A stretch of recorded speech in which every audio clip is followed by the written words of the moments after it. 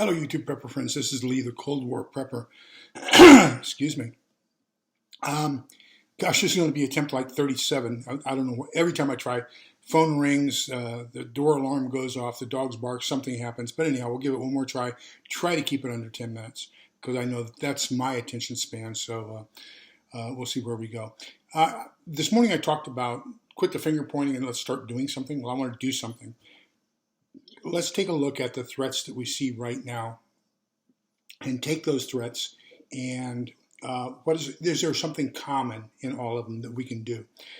So what are those threats? Number one, we've got the war going on in Ukraine and Russia, diminished food production, diminished sunflower seed production, diminished wheat, diminished fertilizer, and that's going to mean diminished production here in the U.S. What happens when you don't have a whole bunch of the grains? Then you don't have the fodder for the livestock. If you can't feed your livestock, there's no meat. So we got this never-ending cycle that we've got to rebuild instead of tear down the food supply chain, even to our livestock, or else we're going to have shortages in beef and everything else. We got 4 or 5 states now with bird flu, and they're destroying turkeys and chickens like you would not believe. We've got things going on as a result of the war that are just unbelievable. So we got the war, we got the problems it's causing with food, then we've also got the problem of it possibly escalating. We don't want that to happen in either way, whether it be conventional or nuclear. We just want peace if we can get it. Number 2, we're in the grand solar minimum, which means reduced crop production. We're just coming out of a 2-year lockdown, if you will, and reduced production of food. We've got distribution problems. You can see it at any store you go to. We got increased prices for the foods that we do have. I mean, food shortages are here, and we're going to have problems with that. You need to take that into plans. You need to consider that. We've got a drought going on in South America. That's causing problems with some of the bean production for coffee. We've got a drought going on in Africa that's killing thousands of people with starvation. We've got both a drought and floods going on in China, and that's causing problems with the food supply there. So they're buying up as much as they possibly can. So we got number 1, the war, number 2, food supply, number 3, currency. And I talked about it before in Ray Dalio's book, The Changing World Order, but it appears as if yesterday, especially with Saudi Arabia's agreement with China that they're going to start trading oil for yuan instead of our 1974 agreement of them only trading in petrodollars, or U.S. petrodollars. So it appears that the yuan is ascending as the new world currency. The U.S. dollar is descending. That's going to put about $50 to $70 trillion U.S. dollars on the market.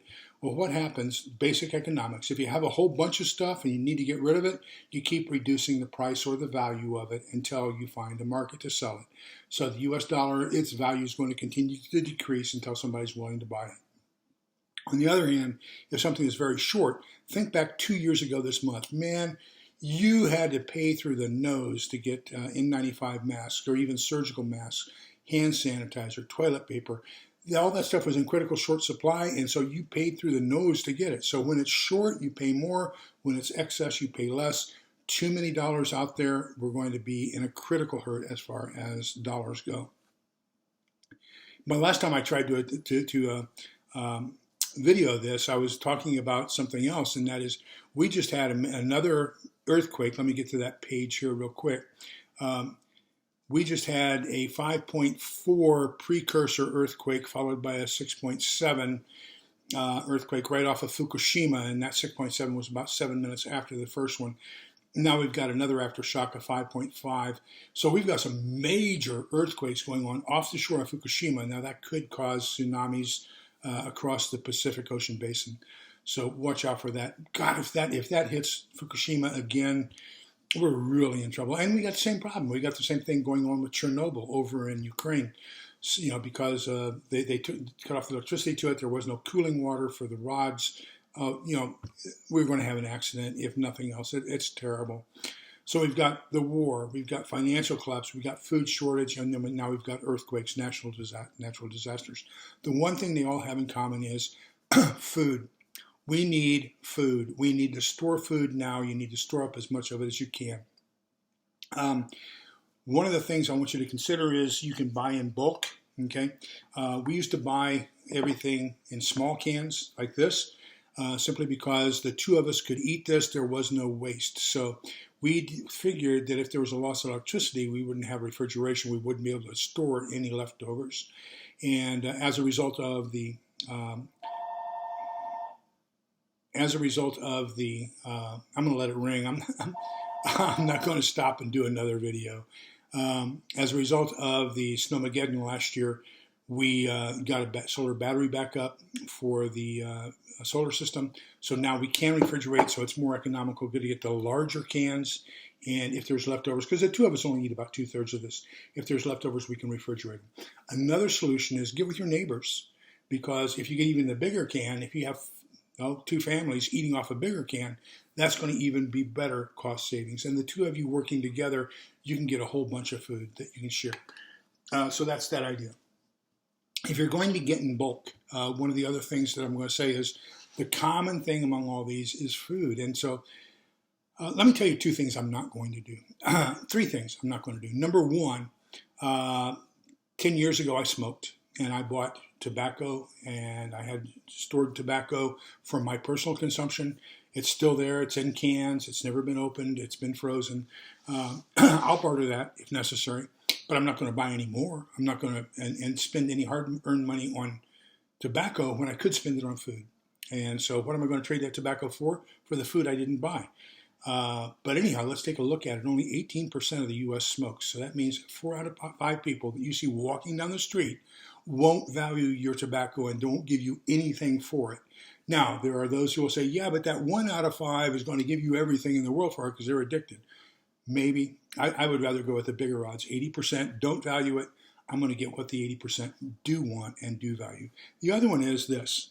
10, 12 years ago, I figured that was a great barter item, and I went out and bought 200 bottles of this $1 booze. And so I got a whole bunch of it. But how many bottles of this am I going to have to trade for a can of tuna? 4, 5, 10? Is that person even going to have the tuna to trade for it? If they're addicted to that to where they need the barter for it, chances are they don't have anything else to trade for it anyway. So that's a waste of my money. I hope I can recoup it at some point, but I put it into alcohol. That's a waste. I'm not going to give ammunition away in trade for anything because I don't want to give somebody the means to attack me. So that's just a non-starter. I will not barter ammunition. But one of the things we do is as we empty containers, most kinds of containers, this is peanut butter, this is cashews from Sam's Club, we wash out the container.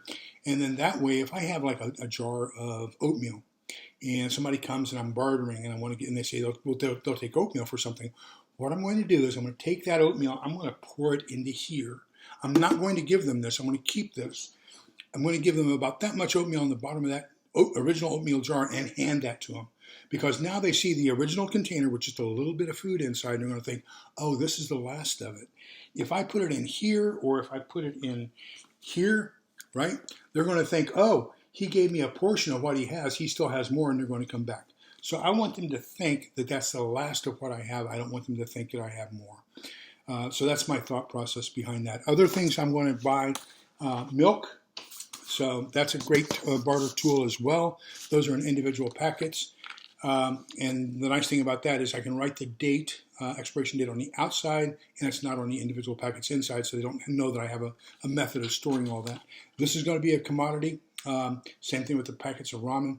This, if I'm consuming it for myself, I'm going to add something to it. In this case, it's chicken, maybe some canned chicken, maybe a can of vegetable or veg-all or something like that. But I'm going to enhance it a little bit and not just eat it straight. However, as it is, it's a valuable trade commodity. Meats. I'm going to try to get as much canned meat as I can. And, I ate Spam when I was in the military, and I can deal with it. It's not something I prefer. I prefer a T-bone, but you know what? When SHTF, I'm not going to be ordering T-bones anywhere, so I'll take what I can get. I mentioned chicken noodle soup, not chicken noodle soup, but cream of chicken soup. Get cream of mushroom as well. This, along with some egg noodle pasta. a can of either carrots or a can of mixed vegetables, and maybe some chicken bouillon. Fantastic chicken noodle soup. This is on sale right now. It has been for quite a while. It's not going to be much longer. This is one of those items going to be in very short supply come summer. 50 cents a can for corn, peas, and green beans. Get as much as you can. That's great. If you buy beans in bulk, you get a very good price. But remember, you're going to have water in order to cook them. So when water becomes a precious commodity, you might as well have a couple cans where it's already cooked. All you have to do is warm them up. So I try to store both. I have plenty of dry beans. I have plenty of canned beans. Consider both of those. And this became a precious commodity. We've got 13 or 14 jars, 3-pound cans of Costco coffee, my favorite. My wife, on the other hand, has a Keurig machine, so she gets the Keurig pods. But when Snowmageddon came, we didn't have electricity, so we had to go outside and boil water over a fire and then make this. It'll do, okay? But you can also break this down and give it away as a barter item. Let me see, what else do we have here? The last thing is we have pasta like you would not believe. So there are these. This is the Italian version. This is the Mexican version. So this is going to be in the Mexican food aisle. This is going to be in the pasta aisle. They're about 50 cents to 80 cents a bag. Perfect for 2 people. You don't overcook anything. It's portioned like you want it to be, and it's fantastic. A jar of pasta sauce is great. It'll last you a long time if you have a refrigeration to store the leftovers. If not, then these, and I don't get anything for promoting these. I have no affiliation with the company other than the fact that I really, really like them. Both of these will make about a gallon of sauce. This one is Alfredo. This one is spaghetti sauce. But you don't have to make a gallon at a time. You use 1 or 2 tablespoons, make just enough for a meal. So that's what I'm doing. I'm focusing on getting foodstuffs, things that were going to last, coordinating with my neighbors on how can we all get through this together. So this is Lee, the Cold War Prepper. I want you to think, what can I do to have enough food to make it through to the end? And what can I do to unify my neighbors, let them know that we're all in this together so that we can get out of it together, and it's actually to our benefit for all of us to plan, coordinate, and buy together. Take care. Have a great day.